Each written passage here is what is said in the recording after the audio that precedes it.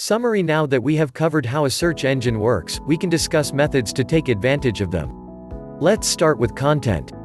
As you saw in the above pages, search engines are simple text parsers. They take a series of words and try to reduce them to their core meaning.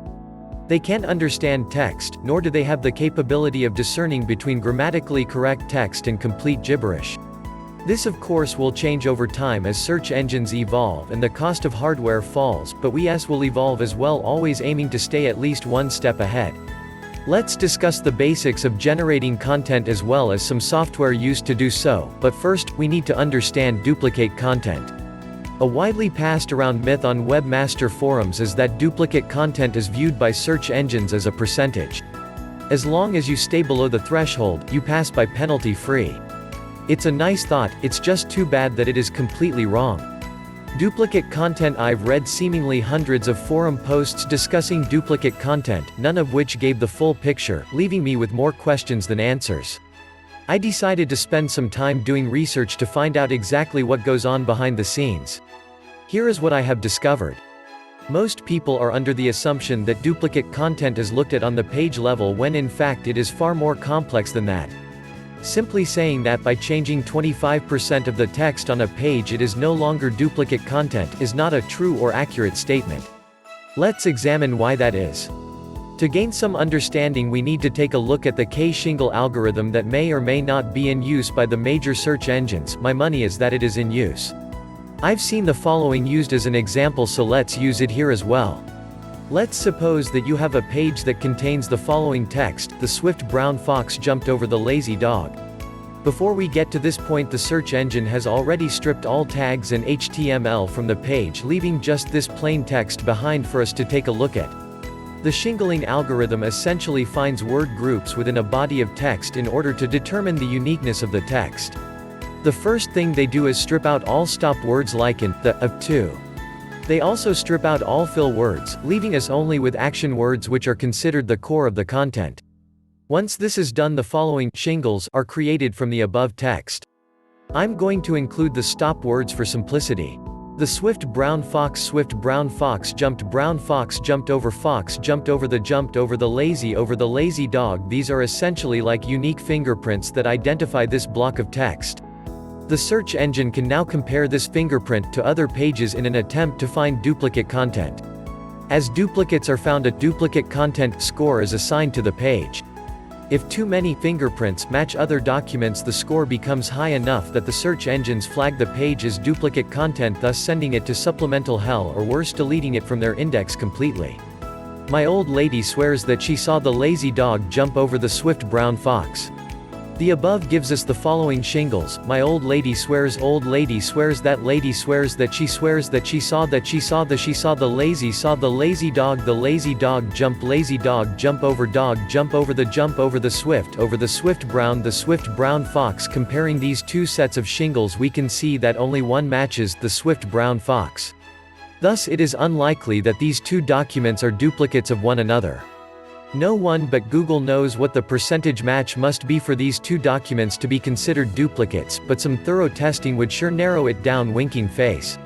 So what can we take away from the above examples? First and foremost, we quickly begin to realize that duplicate content is far more difficult than saying document A and document B are 50% similar. Second, we can see that people adding stop words and filler words to avoid duplicate content are largely wasting their time. It's the action words that should be the focus. Changing action words without altering the meaning of a body of text may very well be enough to get past these algorithms. Then again, there may be other mechanisms at work that we can't yet see, rendering that impossible as well. I suggest experimenting and finding what works for you in your situation. The last paragraph here is the real important part when generating content. You can't simply add generic stop words here and there and expect to fool anyone. Remember, we're dealing with a computer algorithm here, not some supernatural power. Everything you do should be from the standpoint of a scientist. Think through every decision using logic and reasoning. There is no magic involved in SEO, just raw data and numbers. Always split test and perform controlled experiments. What makes a good content generator? Now we understand how a search engine parses documents on the web, we also understand the intricacies of duplicate content and what it takes to avoid it. Now it is time to check out some basic content generation techniques.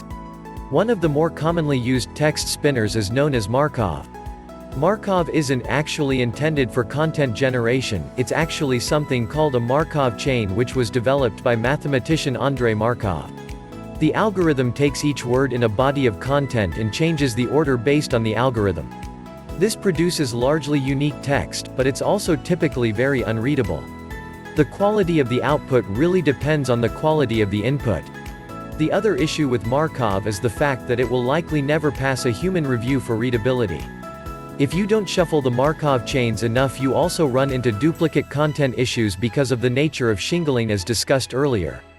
Some people may be able to get around this by replacing words in the content with synonyms. I personally stopped using Markov back in 2006 or 2007 after developing my own proprietary content engine. Some popular software that uses Markov chains include RSSGM and YAGC, both of which are pretty old and outdated at this point. They are worth taking a look at just to understand the fundamentals, but there are far better packages out there. So, we've talked about the old methods of doing things, but this isn't 1999, you can't fool the search engines by simply repeating a keyword over and over in the body of your pages. I wish it were still that easy. So what works today? Now and in the future, LSI is becoming more and more important. LSI stands for latent semantic indexing. It sounds complicated, but it really isn't.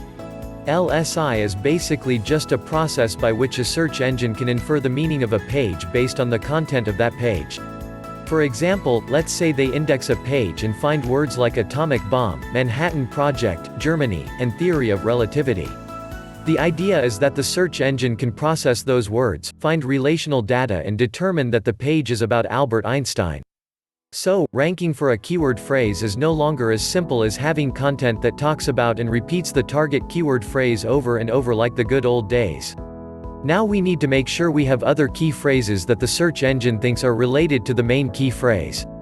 So if Markov is easy to detect and LSI is starting to become more important, which software works, and which doesn't? Software Phantomaster Shadowmaker. This is probably one of the oldest and most commonly known high-end cloaking packages being sold. It's also one of the most out-of-date. For $3,000 you basically get a clunky outdated interface for slowly building HTML pages. I know, I'm being harsh, but I was really let down by this software. The content engine doesn't do anything to address LSI. It simply splices unrelated sentences together from random sources while tossing in your keyword randomly. Unless things change drastically, I would avoid this one. SEC, Search Engine Cloaker, another well-known paid script. This one is of good quality and with work does provide results. The content engine is mostly manual, making you build sentences which are then mixed together for your content. If you understand SEO and have the time to dedicate to creating the content, the pages built last a long time. I do have two complaints. The software is slow. It takes days just to set up a few decent pages. That in itself isn't very. Remember, we're lazy. The other gripe is the IP cloaking. Their IP list is terribly out of date, only containing a couple thousand IPs as of this writing. SSEC or Simplified Search Engine Content, this is one of the best IP delivery systems on the market. Their IP list is updated daily and contains close to 30,000 IPs. The member-only forums are the best in the industry. The subscription is worth it just for the information contained there. The content engine is also top-notch. It's flexible, so you can choose to use their proprietary scraped content system which automatically scrapes search engines for your content, or you can use custom content similar in fashion to SEC above, but faster. You can also mix and match the content sources, giving you the ultimate in control. This is the only software as of this writing that takes LSI into account directly from within the content engine. This is also the fastest page builder I have come across. You can easily put together several thousand sites each with hundreds of pages of content in just a few hours. Support is top-notch, and the knowledgeable staff really knows what they are talking about. This one gets a gold star from me. Blog Solution, sold as an automated blog builder, Blog Solution falls short in almost every important area. The blogs created are not WordPress blogs, but rather a proprietary blog software specifically written for Blog Solution. This feature means your blogs stand out like a sore thumb in the eyes of the search engines. They don't blend in at all, leaving footprints all over the place. The licensing limits you to 100 blogs, which basically means you can't build enough to make any decent amount of money. The content engine is a joke as well, using RSS feeds and leaving you with a bunch of easy-to-detect duplicate content blogs that rank for nothing. Blog Cloaker, another solid offering from the guys that developed SSEC. This is the natural evolution of that software. This mass site builder is based around WordPress blogs. This software is the best in the industry, hands down. The interface has the feel of a system developed by real professionals.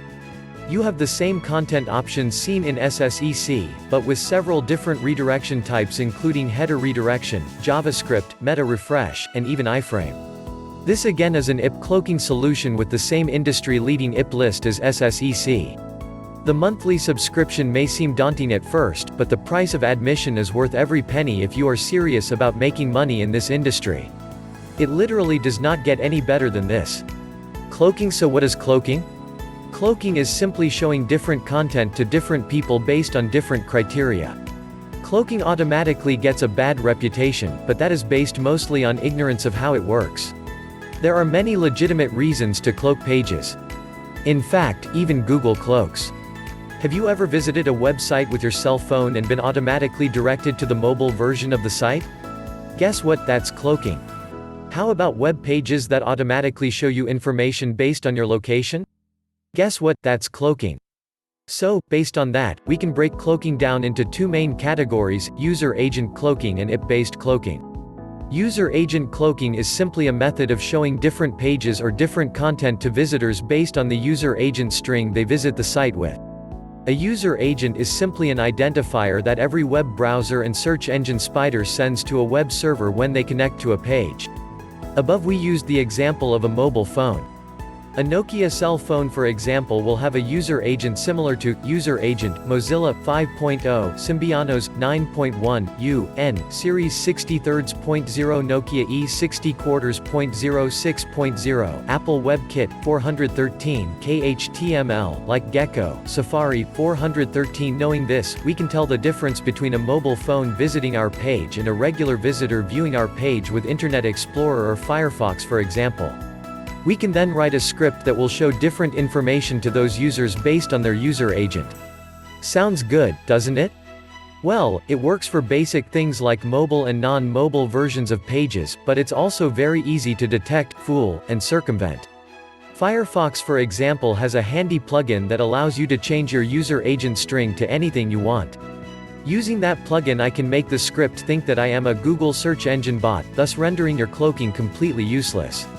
So, what else can we do if user agents are so easy to spoof? IP cloaking. Every visitor to your website must first establish a connection with an IP address.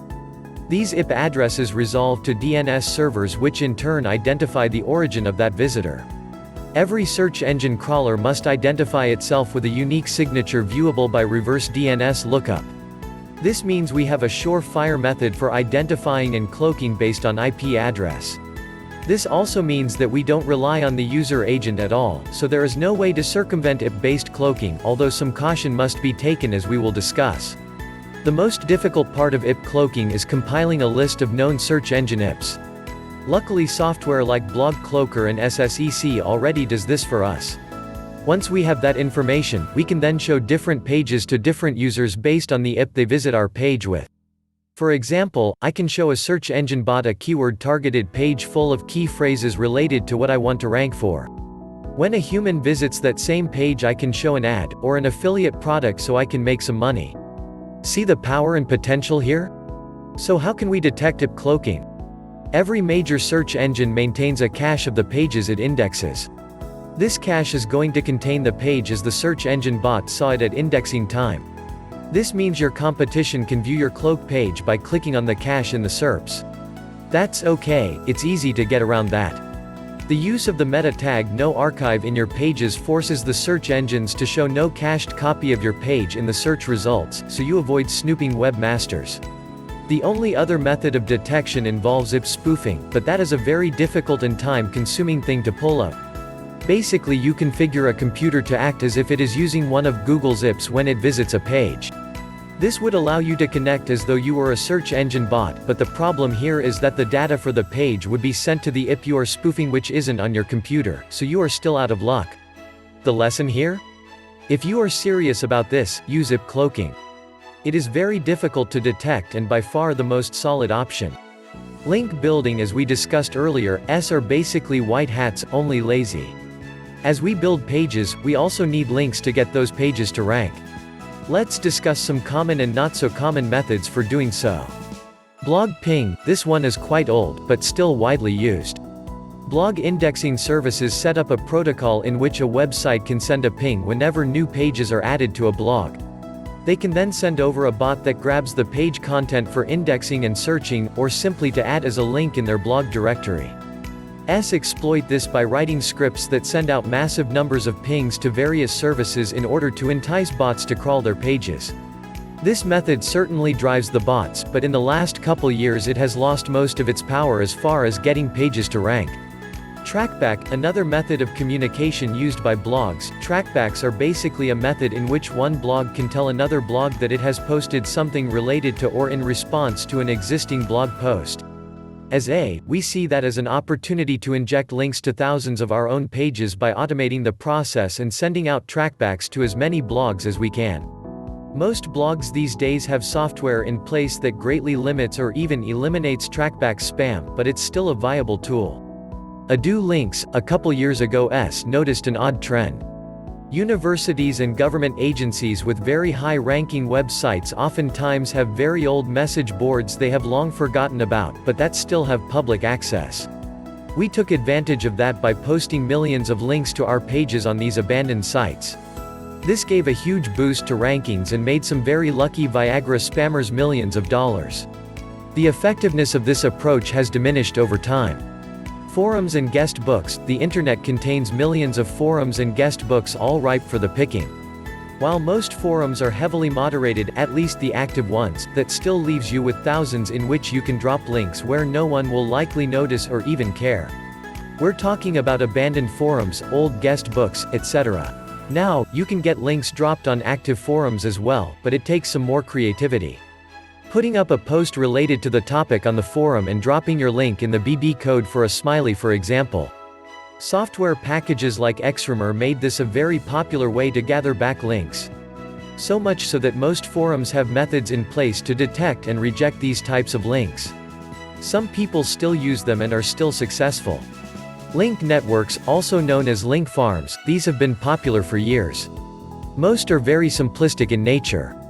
Page A links to page B links to page C, then back to A. These are pretty easy to detect because of the limited range of IPs involved. It doesn't take much processing to figure out that there are only a few people involved with all of the links. So, the key here is to have a very diverse pool of links. Take a look at Link Exchange, for example. They have over 300 servers all over the world with thousands of IPs, so it would be almost impossible to detect. A search engine would have to discount links completely in order to filter these links out. Money-making strategies. We now have a solid understanding of cloaking, how a search engine works, content generation, software to avoid, software that is pure gold, and even link building strategies. So how do you pull all of it together to make some money? Traffic. You send it. You load up your money keyword list, set up a template with your ads or offers, then send all of your doorway, cloaked traffic to the index page.